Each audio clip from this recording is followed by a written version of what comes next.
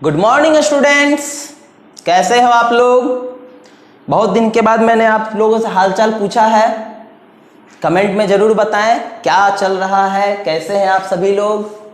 क्या लॉकडाउन खुल चुका है, उससे खुशी मिल रही है आप लोगों को भी। जल्द से जल्द अब कोचिंग इंस्टीट्यूशन, स्कूल्स वगैरह सब कुछ खुल जाएंगे तो काफ़ी खुशी मिल रही होगी। मुझे भी बहुत दिनों से बंद कमरे में पढ़ाना पड़ रहा है। चलिए, आज का जो हमारा लेक्चर है, लेक्चर नंबर 13, इसमें मैं आप लोगों को बताने जाने वाला हूं एप्लीकेशन ऑफ गॉस लॉ। एक एप्लीकेशन में ऑलरेडी लेक्चर नंबर 12 में बता चुका हूं, लिंक डिस्क्रिप्शन में अवेलेबल है, आप लोग देख सकते हैं। ठीक है, तो चलिए शुरू करते हैं lecture number 13, application of Gauss law due to infinite long sheet. हम लोग सीट की वजह से पढ़ने वाले हैं, तो कॉपी पेन निकाल लें और हेडिंग डाल दें। ड्यू टू, दूसरा नंबर, due to plane sheet of charge. ठीक है, चलिए एक प्लेन सीट ले लेते हैं, ये रहा। ठीक है, और इस पर भी चार्ज है, पूरा एकदम भरा हुआ। अच्छा, एक दूसरी बात और इसमें कि ये जो प्लेन सीट ऑफ चार्ज है, इसका भी पता नहीं कि लेंथ कितना है। ठीक है, ये भी ऊपर की तरफ और नीचे की तरफ इनफाइनाइटली बढ़ता जा रहा है। ठीक है, काफी, जैसे कि क्या था पिछले लेक्चर में मैंने बताया था, जो हमारे पास रॉड था वो रॉड कैसा था, इनफाइनाइटली लॉन्ग था। उसी तरह से ये भी इनफाइनाइटली लॉन्ग है, कितना है पता नहीं है। ठीक है, हमको क्या करना है, हमें यहां से मान लिया जाए कि x डिस्टेंस दूर पर कोई पॉइंट P है, यहां पर हमको चाहिए इलेक्ट्रिक फील्ड कितना होगा। ठीक है, ये डिस्टेंस x। ठीक, तो हमने क्या बताया कि अगर कभी भी ऐसा सिचुएशन क्रिएट हो तो गॉस थ्योरम लगाने के लिए सबसे जरूरी है गॉसियन सरफेस। गॉसियन सरफेस मतलब इनक्लोज सरफेस बनाना जरूरी है। तो ऐसा क्या बनाया जाए ताकि वो कैसा हो जाना चाहिए, सिमेट्रिक हो जाना चाहिए। हमेशा ध्यान रखना है, गॉस थ्योरम तभी एप्लीकेबल होगा, तभी एक बेहतर रिजल्ट देगा। हालांकि हम इसको अप्लाई कहीं भी कर सकते हैं, लेकिन एक बेहतर रिजल्ट, एक एग्जैक्ट रिजल्ट तभी देगा जब वो सिमेट्रिक होगा और इलेक्ट्रिक फील्ड सभी जगह बराबर होगा। ठीक है, चलिए तो हम ऐसा करते हैं कि जितना दूर उधर लेके गए उतना दूर इसको पीछे खींच लेते हैं। पीछे खींच लेते हैं तो यहां पर भी डिस्टेंस कितना हो जाएगा, x हो जाएगा। मान लीजिए, चलिए ये पॉइंट क्या है, q है। अब क्या करते हैं कि यहां पर हम एक सिलेंडर फॉर्म कर देते हैं।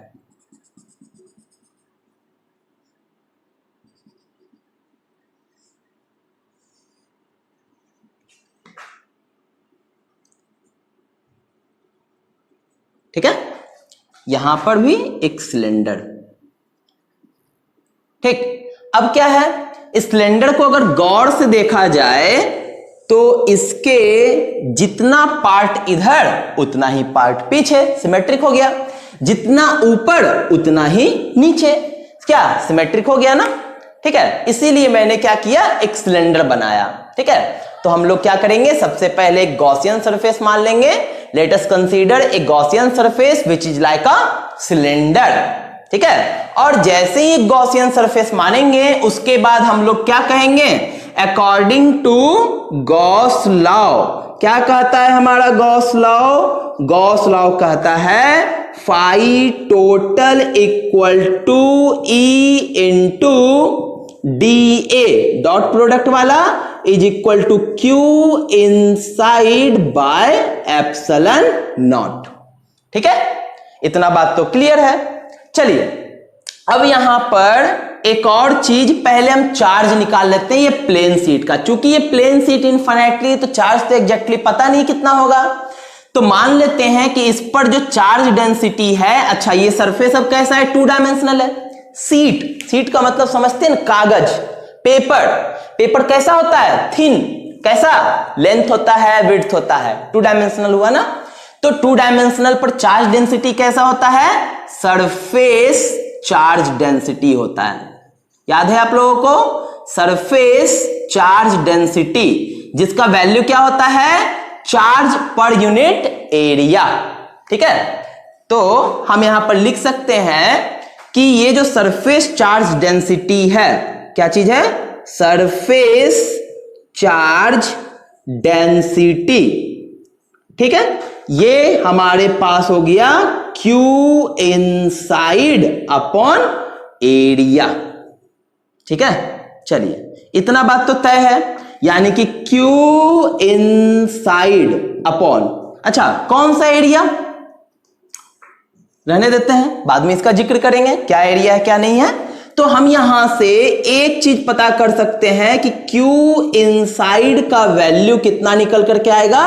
सिग्मा इंटू ए। यहां तक दिख रहा है आप सभी लोगों को? चलिए ठीक है, आगे बढ़ते हैं। अब हमको निकालना है फ्लक्स, टोटल फ्लक्स निकालना है। चलिए नाउ फाई टोटल अब कहां कहां निकाल सकते हैं? देखिए हमारा गॉसियन सरफेस है, ठीक है, इसका एक सरफेस यहां पर हो गया, एक सरफेस यहां पर हो गया और एक सरफेस ये वाला हो गया। ठीक है, इस सरफेस का नाम 1, इस सरफेस का नाम 2 और इस सरफेस का नाम दे देते हैं 3। चलिए उधर लिख लेते हैं। ठीक है, तो अब सबसे पहले यह बताया जाए कि अगर पहला सरफेस की बात करते हैं, इस सरफेस की, ठीक है, तो इस सरफेस में फील्ड का जो डायरेक्शन होगा, ये देखिए प्लेन शीट कैसे रखा हुआ है? ऐसे रखा हुआ है, और ये यहां पर बनाया हुआ है, इसके अंदर डाल करके ये सिलेंडर बनाया हुआ है। तो इसका जो एरिया वेक्टर होगा इसके परपेंडिकुलर, यानी कि ऐसे आएगा। फील्ड का डायरेक्शन क्या होगा? उसका डायरेक्शन भी यही होगा। ठीक है, मतलब दोनों का डायरेक्शन क्या हो गया? सेम, यानी कि थीटा का वैल्यू यहां पर कितना आ गया? 0। ठीक है, पीछे की तरफ देखते हैं, इसका एरिया वेक्टर इधर, इसका फील्ड का डायरेक्शन भी इधर। ठीक है, दोनों का डायरेक्शन सेम, यहां भी थीटा हो गया 0। चलिए यहां पर देखते हैं, इसका एरिया का डायरेक्शन हो जाएगा परपेंडिकुलर और फील्ड का डायरेक्शन हो जाएगा इस तरफ, हो जाएगा ना। फील्ड तो हमेशा ऐसे भागेगा ना, प्लस चार्ज है, अवे फ्रॉम द चार्ज, ये इधर भागा। एरिया क्या होता है? सरफेस के परपेंडिकुलर ऐसे भागा, दोनों के बीच एंगल कितना आ गया? 90 डिग्री का आ गया। तो हमारे पास तीनों जगह का मालूम है। चलिए φ1 प्लस φ2 प्लस φ3। ठीक, φ1 यहां पर कितना हो जाएगा? Integration of E d A cos 0 degree. 2 वाले का integration of E d A cos 0 degree. 3 वाले का इंटीग्रेशन ऑफ ई डी ए, अब क्या है वहां हमारे पास? 90 डिग्री, कॉस 90। कॉस 90 का वैल्यू 0, कहानी हो गया खत्म। हमारे पास यहां बच गया integration of E d A और integration of E d A. Cos 0 का वैल्यू 1 होता है। चलिए दोनों सेम चीज है, कितना हो जाएगा? Integration of 2 E d A, E आ जाएगा बाहर, इंटीग्रेशन ऑफ डी ए, और डी ए का इंटीग्रेशन क्या होता है? ए होता है। ये हमारे पास क्या निकल करके आया? फाई टोटल निकल करके आया। अब बताइए फाई टोटल का वैल्यूकेशन फर्स्ट से कितना? ये हो जाएगा Q inside by epsilon not, और ये हो गया 2E। ठीक, इक्वेशन कौन सा यूज किए? 1 नंबर का, यूजिंग इक्वेशन नंबर फर्स्ट। ठीक है, चलिए Q इनसाइड का वैल्यू कितना है? सिग्मा ए, ये हो गया sigma A bye epsilon not 2E।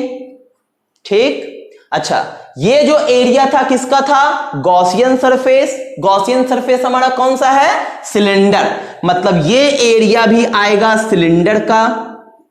ठीक है, अच्छा ये जो एरिया आया है ये है चार्ज जिसके अंदर लेना है हमको, उसका एरिया हमको कौन सा लेना है? देखिए ये गॉसियन सरफेस है, ठीक है, हमको सिर्फ इतना का ही चार्ज चाहिए ना, हमको सिर्फ इतना का चार्ज चाहिए, सिर्फ ये चार्ज हमको चाहिए, ये Q इनसाइड।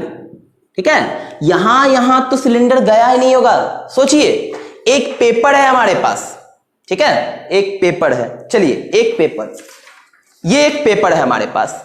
अगर इसमें कोई सिलेंडर हम होल करके अंदर तरफ भेज दें तो ये जो गॉसियन सरफेस है सिर्फ इतना ही पार्ट में ना चार्ज लेगा, यहां ये सब चार्ज थोड़े ना लेगा, नहीं लेगा ना। तो वही बात को यहां समझिए, ये चार्ज ये इसके लिए नहीं है, इसके लिए सिर्फ इतना पार्ट वाला चार्ज। और ये पार्ट कैसा है? सिलिंड्रिकल।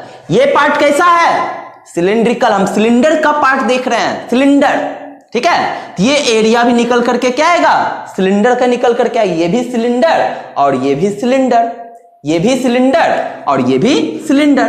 तो इसका मतलब हो गया दोनों का दोनों एरिया सेम है, ठीक है, सेम चीज का है। तो हम एरिया को क्या कर लिए? कट कर लिए।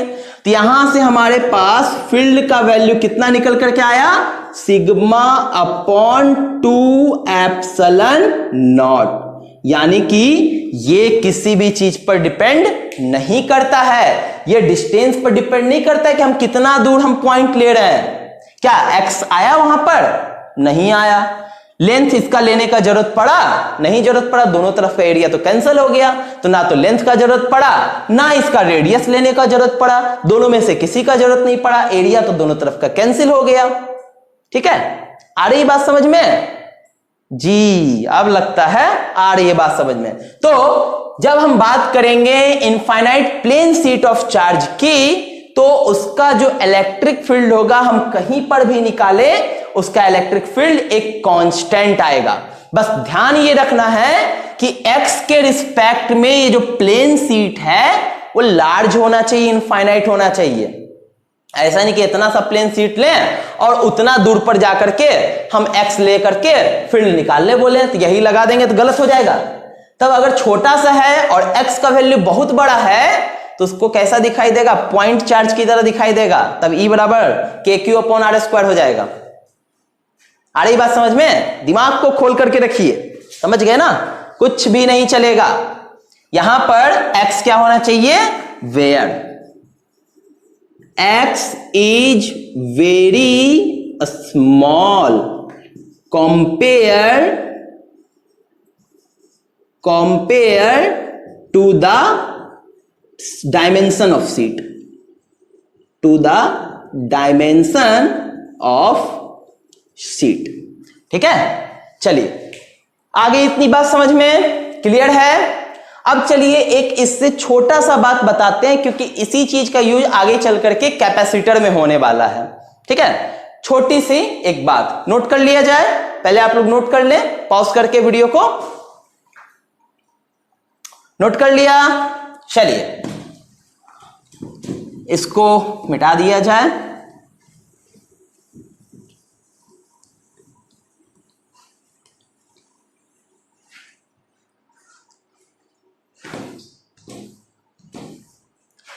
चलिए एक क्वेश्चन है, समझिए। हमारे पास दो कंडक्टिंग शीट्स हैं,